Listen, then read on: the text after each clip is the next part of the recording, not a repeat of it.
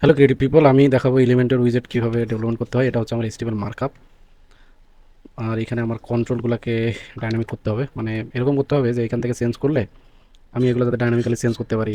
এই কন্টেন্ট, এই কন্টেন্ট থেকে এই টাইটেল, তারপর এখানে যে কন্টেন্ট আছে এগুলো সবগুলো যাতে আমি চেঞ্জ করতে পারি। তো চলেন কথা না বাড়িয়ে শুরু করা যাক। আমি এখানে কন্ট্রোল নিয়ে আসি। এটার জন্য প্রথমে আমাকে নিয়ে আসতে হবে যেটা, এগুলো সবগুলো টেক্সট কন্ট্রোল হবে। টেক্সট কন্ট্রোল আমাকে কন্ট্রোল লাগবে 1 2 3টা কন্ট্রোল লাগবে। তো চলেন নিয়ে আসি।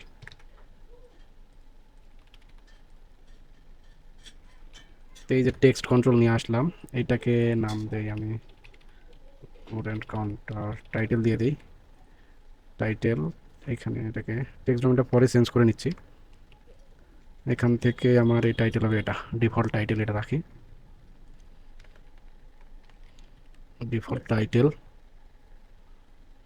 এরপরে আমার লাগবে prefix counter, counter number. So এখানে দিই নাম্বার, কাউন্টার নাম্বার ধরেন 100 দিয়ে দিলাম। আর এরপরে লাগবে প্রিফিক্স, প্রিফিক্স। সো এখানে দিয়ে দিতে পারি কাউন্টার, কথাটা দিয়ে দিলে আরও ইজি হয় ইউজারের জন্য। ইউজারের জন্য দিয়ে দিলাম। এইগুলো হচ্ছে আমার ভেরিয়েবল। সো এই ভেরিয়েবলগুলোকে এখানে নিচে কল করে নিই, কল করে নিয়ে নিলাম। এইটাকে ডুপ্লিকেট করে এই ভেরিয়েবলটাকে নিয়ে দিই। এখানে হচ্ছে আমার নাম্বার, আর এখানে হচ্ছে প্রিফিক্স। সো এখান থেকে প্রিফিক্স, এখান থেকে আমাকে একটা লাগবে আইকন, আইকনও লাগবে। এখানে আইকন আছে কীরকম, কাউন্টারটা কীরকম হবে এটা জাস্ট একটু স্যাম্পল যদি দেখাই। এটা আগে ডাইনামিক HTML, আর এখানে আমাকে দিয়ে দিতে হবে হচ্ছে প্রিফিক্সটা, গোরেন্ট টুলকিট। সো যেহেতু আমার প্রজেক্টের নাম হচ্ছে গোরেন্ট, তো এই গোরেন্টটাকে এখানে, এটা আমার যেহেতু প্রিফিক্স, এই প্রিফিক্সটা এটা দিয়ে দিই।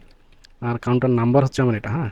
সো এটাকে কপি করে, যেহেতু এটা অ্যাট্রিবিউট TTR, তো এটা হচ্ছে আমার নাম্বার, এটা 0 থাক। আর এটার জন্য কার লাগবে আমি তার আগে দেখাই নিয়ে আসি যে কীরকম কাউন্টার। সো এটাকে একটু বের করে এখানে নিয়ে আসি। সো এই যে দেখতে পাচ্ছেন, এই কাউন্টারটাকে আমি ডাইনামিক, এখানে কী আছে, এখানে আমার আছে, এটা হচ্ছে কাউন্টার, এটাকে টাইটেল হিসেবে ধরে নিছি। আর এটা আমার আইকন। আমি যদি এটা রিলোড দিয়ে দিই, এখান থেকে রিলোড দিই, রিলোড দিয়ে এসে এই পর্যন্ত আসলে আমার কাউন্টারটা হচ্ছে, এই যে দেখেন কাউন্টারটা কাউন্ট হচ্ছে। সো এইটাকে হচ্ছে প্রিফিক্স নিয়ে রাখছি, এটা হচ্ছে টাইটেল, আর এটা হচ্ছে আইকন। আর হ্যাঁ, এই তো আইকন টাইটেল। তো আমি এখানে কি রাখছি, সো এটা যদি একটু দেখাই, আমার এখানে সব হয়ে গেছে, শুধু আইকনটা রাখবো। সো আইকনটাকে রাখতে হলে আমাকে সিলেক্টের মধ্যে নিয়ে আসতে হবে।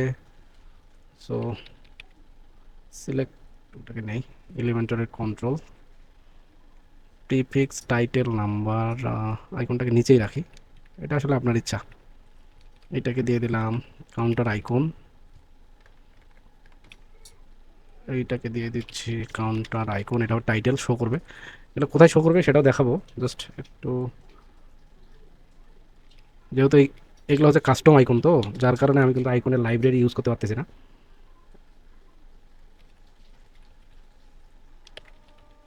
এটা কি মাইলেজ, MILEAG, মাইলেজ। আর একটা হচ্ছে রিভিউ আইকন। মানে এখানে আমার কয়েকটা কাউন্টার আছে যেগুলোতে আইকনগুলো ইউজ করা আছে, আমি তো আর অন্যখান থেকে নিয়ে আসতে পারবো না। রিকোয়ারমেন্ট হচ্ছে আমাকে এই আইকনগুলো রাখতে হবে, হ্যাঁ। এই জন্য এটাকে ডুপ্লিকেট করে এখানে রেখে দিচ্ছি। সো এটা হলো পিন। আর কোথাও আছে না, আর আইকন নাই আমার, এই কয়েকটা আইকন। সো এই আইকনটার হচ্ছে ডিফল্ট ভ্যালুটা রেখে দেই, হচ্ছে ডিফল্ট ভ্যালু হচ্ছে এই ভ্যালুটা রাখে আইকন কার, হ্যাঁ। এটাকে রাখলাম, তাহলে এটা আমার সিলেক্ট হয়ে থাকবে। এইটাকে তাহলে আমি কল করে নেই, আইকন গোরেন্ট আইকন কার। আর এখানে আমি দিয়ে দিলাম PHP ইকো ESC, এটা যেহেতু ক্লাসের ভিতর ESC ATTR, এটা আমার প্রিন্ট হয়ে যাবে এই ভেরিয়েবল। আর এইখানে হচ্ছে আমার টুলকিট, এটা হচ্ছে প্রিফিক্স। সো আমি এখানে এই প্রিফিক্সটা ইউজ করতেছি। আমি এই উইজেটটা, এটার উইজেটের নাম রাখছি আমি কি, গোরেন্ট কাউন্টার। আর এই ফাইলের নাম হচ্ছে কাউন্টার। এই জন্য আমি এই প্লাগইনে গিয়ে এইখানে আমি আমার ফাইলটাকে ধরাই দেবো আর কি। সো ফাইলটাকে যদি ধরাই দেই, আমি এখানে যে জিনিসটা এখন আপনাদের দেখাবো সেটা হচ্ছে এটা না, এই দুইটা এখানে রাখি, এটা। সো এখানে দেখেন আমার কাউন্টার নামে কিন্তু এখন কোনো মানে আমার কাস্টম কোনো উইজেট নাই। আমি এখন যদি রিলোড দিয়ে দিই, দেখি কোনো ইরোর না আসলে, মানে ইরোর যদি না থাকে আমার কোডে, তাহলে সব কিছু শো করবে ইজিলি। ভিডিওটা একটু লং হয়ে যাচ্ছে, তারপরও মানে জিনিসগুলো তো দেখাইতে হবে, তাই না? দেখেন আমার কাউন্টার উইজেটটা চলে আসছে। আমি ধরেন এখানে আরেকটা কন্টেনার নিয়ে রাখি, যে কন্টেনারটাতে আমি আরেকটা হচ্ছে গ্রিড নিলাম। এই গ্রিড আমার হবে 1 3 থাক। এটার প্যাডিং পুডিং আমি হচ্ছে 0 করে রাখি। সো এটাকে এখানে ছেড়ে দিলাম। আমার এখানে কাউন্ট হয় কিনা, আচ্ছা এখানে কার কিন্তু ডিফল্টভাবে সিলেক্ট হয়ে আছে, আর এখানে আমার মাল্টিপল রাখার কোনো অপশনই নেই। আর আচ্ছা এখানে কাউন্টারের যে হচ্ছে জেএসটা এখানে লোড করাইতে হবে আমার উইজেটের মাধ্যমে, তাহলে আমি এডিট মোডে দেখতে পারবো আর কি। হ্যাঁ, সো এখানে আমি আরেকটা জিনিস আমার ভুল হয়ে গেছে, সেটা হচ্ছে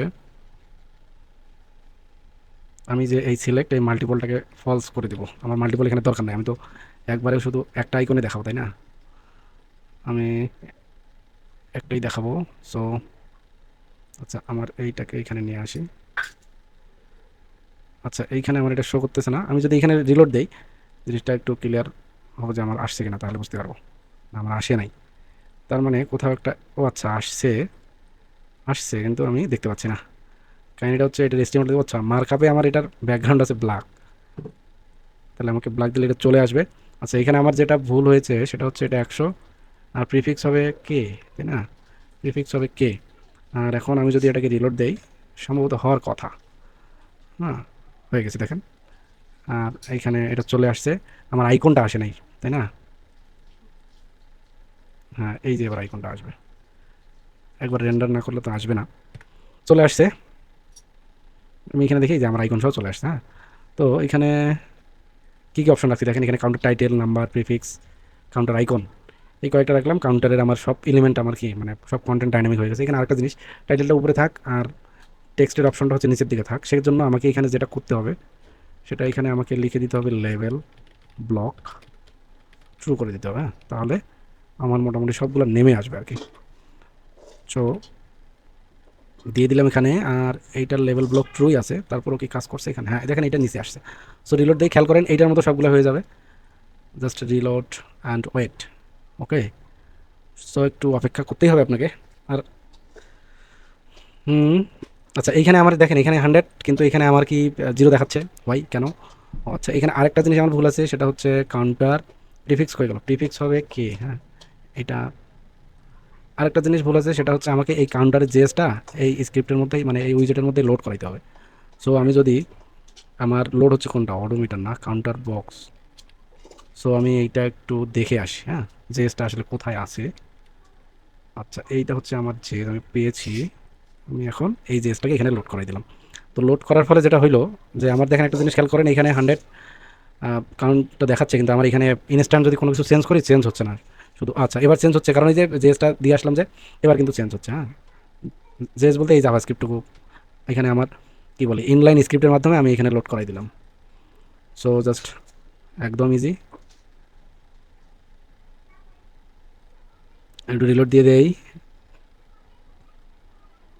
তো এই হচ্ছে ওয়ার্ডপ্রেসের এলিমেন্টরের কি বলে এটাকে, এলিমেন্টরের উইজার ডেভেলপমেন্ট।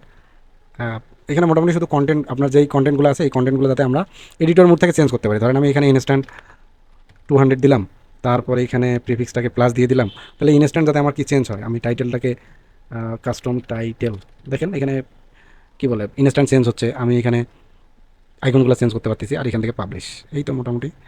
তো ঠিক আছে, ধন্যবাদ সবাইকে, আজকে এই পর্যন্তই।